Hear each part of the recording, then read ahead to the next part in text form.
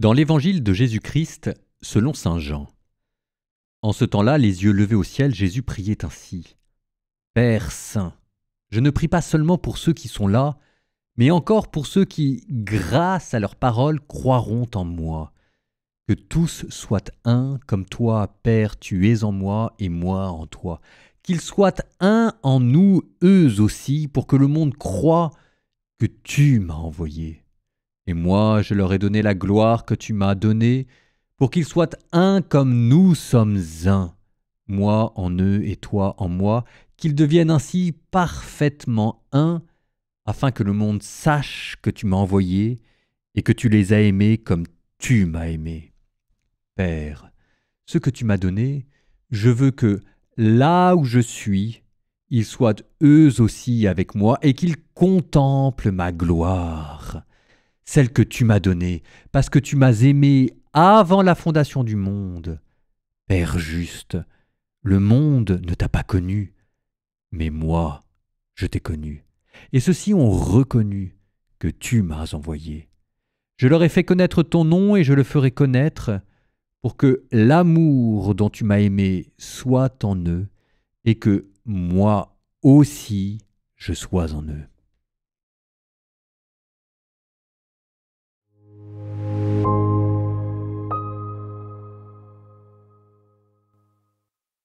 Dans un monde où tout semble nous diviser, les idées qui s'opposent aux idées, la gauche contre la droite, les peuples, les générations, les anciens contre les nouveaux, parfois même dans les familles et, encore pire, entre chrétiens.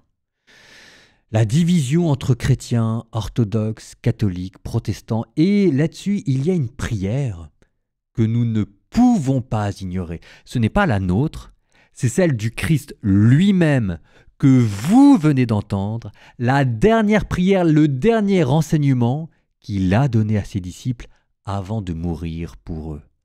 Juste avant de mourir, sa dernière prière, ouvrez les guillemets, Père, qu'ils soient un comme toi et moi, nous sommes un.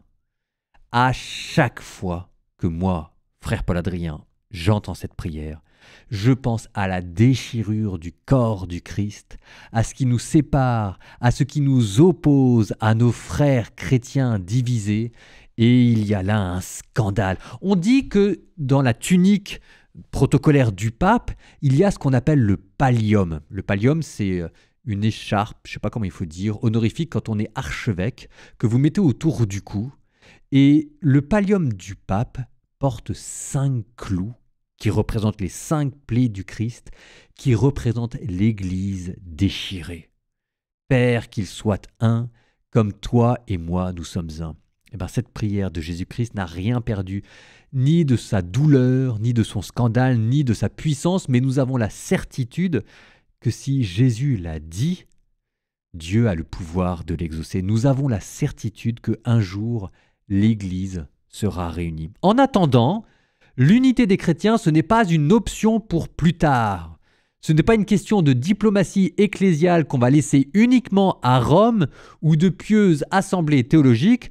C'est quelque chose que nous allons faire. Une urgence spirituelle, une urgence missionnaire, une urgence du cœur, parce que tout simplement, on ne peut pas laisser cette prière du Christ inaccomplie. Il est là le plus grand scandale. Parce que ce que le monde attend, oui, on va le dire plutôt comme ça. Ce que le monde attend, c'est pas forcément que tout de suite, là, maintenant, les chrétiens s'entendent parfaitement sur tous les dogmes. On va laisser ça pour le règne à venir et la fin des temps. Mais déjà, ce que le monde pourrait attendre là, maintenant, c'est qu'à défaut d'avoir une pleine communion dogmatique, on puisse déjà au moins se respecter et s'aimer.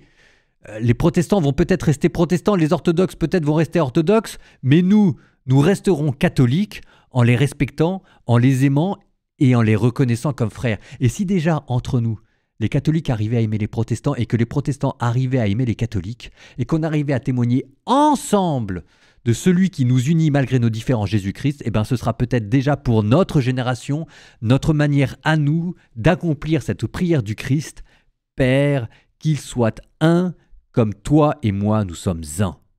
Alors vous allez me dire, comment faire? Il y a peut-être des choses très simples à faire. Par exemple, dans le service des pauvres, on peut tout à fait être unis. On peut tout à fait mettre nos dogmes de côté, nos inimitiés et nos histoires. Quand il s'agit de s'occuper d'un enfant abandonné, d'un réfugié, d'un malade ou d'un sans-abri, elles valent quoi, nos étiquettes confessionnelles? Elles valent pas grand-chose, elles tombent. Il reste quoi? Il reste l'amour. Un amour vécu ensemble, une charité vécue ensemble dans une mission commune. Moi, c'est peut-être fleur bleue et sentimentale, mais l'œcuménisme à travers le service des pauvres, j'y crois. Et puis encore une, tiens, que j'ai appris dans mes pérégrinations en Arménie, au Liban, c'est que quand vous êtes martyrisé, quand vous êtes persécuté dans le monde, quand vous êtes au Pakistan et que vous en vous prenez plein la figure parce que vous êtes chrétien, vous imaginez bien qu'en face de vous, personne ne vous demande si vous êtes catholique, orthodoxe ou protestant. On ne meurt pas pour une étiquette, on meurt parce que nous sommes chrétiens. Et que dans le martyre, protestants, orthodoxes et catholiques sont unis, unis dans le même sang, dans la même fidélité. Vous voyez, ce souvenir des martyrs protestants, ce souvenir des martyrs orthodoxes et vouloir imiter les martyrs catholiques, c'est déjà là aussi une manière d'être unis et d'accomplir pour nous la parole et la prière du Christ. Et puis encore une, tiens, ça aussi, en s'intéressant aux autres, en s'intéressant à ce qu'il peut y avoir de beau dans la tradition orthodoxe, il y a des liturgies qui sont magnifiques. En s'intéressant sur ce qu'il peut y avoir de beau dans la tradition protestante, il y a un témoignage parfois décomplexé, parfois peut-être même un peu trop décomplexé du Christ, mais qui est beau. Et donc dans chaque tradition, il y a des belles choses, il y a aussi des blessures, il y a aussi des histoires douloureuses, mais il y a des choses qui nous font peut-être secrètement envie. Et trop souvent, nous ignorons ce que vivent nos frères d'autres traditions. Ça, déjà, s'intéresser aux autres, c'est une belle manière de faire de l'œcuménisme. Et puis, encore une autre, tiens, en s'intéressant à sa propre tradition. Parce que moi, ce que je crois aussi, c'est que les autres sont venus protestants ou sont devenus orthodoxes. C'est pas parce que nous étions trop catholiques qu'ils se sont séparés de nous. C'est parce que nous ne l'étions pas assez. Donc je suppose qu'il faut que nous redécouvrions ensemble ce que signifie que ce mot de catholique. La beauté de la liturgie, la sagesse des saints, la profondeur des sacrements, la fidélité à l'Église primitive. Autant de trésors que, en redécouvrant, nous donnerons peut-être envie aux autres de vivre. Bref, vive l'Église et prions pour l'unité des chrétiens.